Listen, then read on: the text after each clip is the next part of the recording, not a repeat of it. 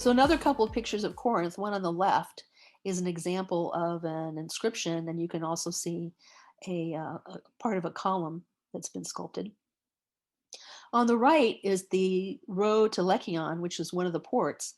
And the Romans were known for their roads and a lot of their architecture, actually, and aqueducts and many other things, and monumental buildings.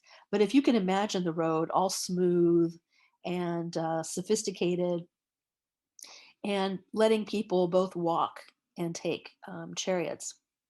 So, how does Corinth help us bring Paul's apostleship alive?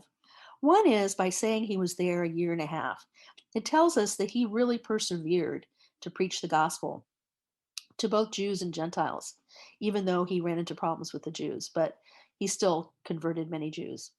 And that basically he takes a whatever it takes attitude, that he would commit that much time. And it makes sense to a city that this large, this bustling, this commercial, this multicultural, and this impressive.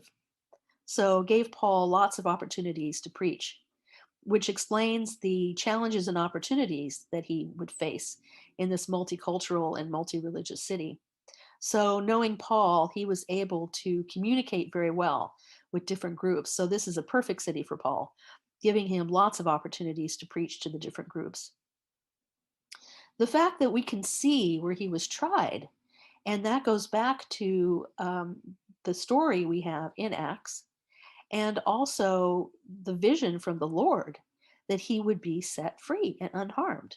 And as you know, Paul was often beaten and imprisoned, but in this case, the Lord saved him.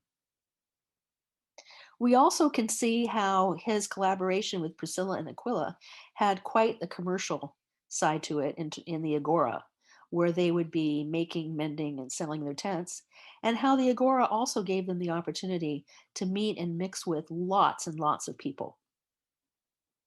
Scholars tell us that he wrote First and Second Thessalonians while in Corinth, and that shows how Paul thinks about other people. And Thessalonica was a bustling, rich trading city as well.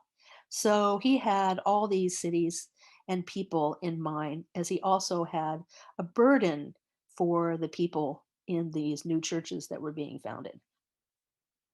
So I would encourage you to Google Corinth. There's a lot more pictures, and also other biblical cities, and get to know them, see how they look, learn about some of their background, and really bring the Bible alive.